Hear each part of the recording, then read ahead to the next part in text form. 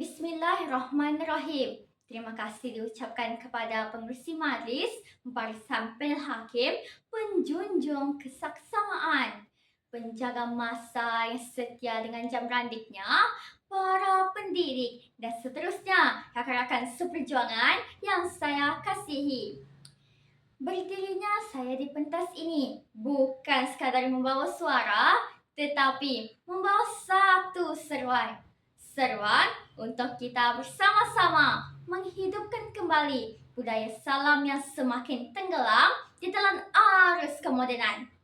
Justru tajuk pidato saya pada hari ini ialah budaya salam cerminan akhlak muslim. Hadirin yang saya muliakan, di dalam dunia semakin moden ini, manusia lebih sibuk mengejar kemajuan sehingga terlupa akan satu amalan kecil tetapi besar nilainya di sisi Islam, iaitu memberi salam. Hari ini, ramai yang lebih selesa menundukkan kepala melihat telefon bimbit daripada mengangkat wajah untuk memberi salam. Secara konseptualnya bermaksud, amalan memberi salam dijadikan kebiasaan hidup sebagai gambaran jelas terhadap adab, kepribadian dan akhlak seseorang Muslim dalam membina sebuah insan. Justru, pengisiannya akan sama-sama kita telusuri dalam 3 dimensi yang berbeza-beza. Hadirin yang tajam fikiran, indikator saya yang pertama, di bawah lembayung kata salam pemacu hormat, penyatu ummah. Masyarakat perlulah membudayakan amalan memberi salam dalam kehidupan seharian. Salam bukan sekadar lafaz di bibir, tetapi jambatan yang menyatukan hati manusia. Dengan hanya satu ucapan, Assalamualaikum, hubungan yang jauh menjadi dekat, yang renggang menjadi rapat, dan yang dingin menjadi hangat dengan penuh kasih sayang. Namun malangnya, budaya salam kini semakin dipinggirkan.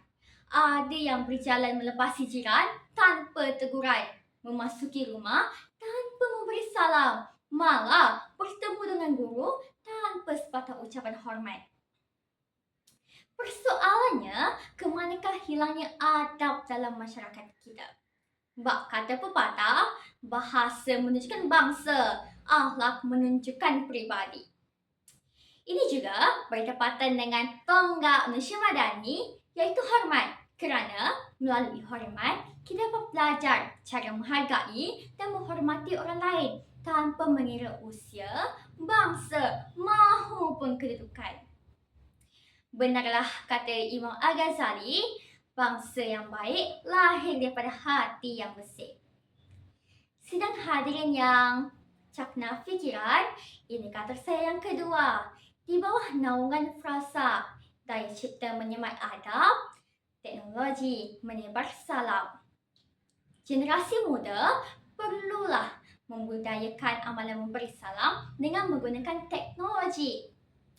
Dalam dunia yang semakin moden ini, media sosial seharusnya dijadikan medium untuk menyebarkan adab dan nilai murni, bukannya kebencian dan fitnah.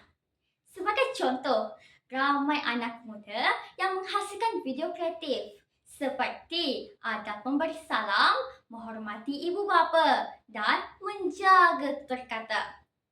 Kandungan seperti ini bukan sahaja menarik perhatian masyarakat, malah mampu mendidik jiwa manusia.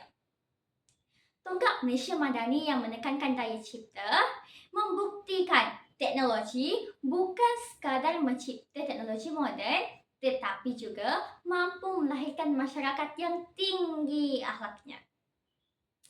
Benarlah kata Sayyidina Ali, bangsa yang kuat adalah bangsa yang paling tinggi akhlaknya. Dengan menyalurkan teknologi ke arah kebaikan, kita mampu melahirkan masyarakat yang berbudi pekerti mulia dan lebih beradab. Sidang hadirin yang saya hormati, indikator saya yang ketiga, di bawah panci kata akhlak dijulang, masyarakat gemilang. Kita perlulah melahirkan masyarakat yang menjadikan adab sebagai pakaian kehidupan.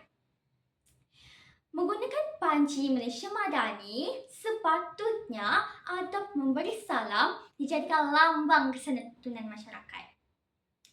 Perdana Menteri Malaysia Anwar Ibrahim sering menekankan dalam pembinaan manusia yang lebih beradab dan saling menghormati. Apa gunanya teknologi moden jika adab masih tiada? Apa gunanya ilmu yang tinggi jika hati masih dipenuhi kesombongan?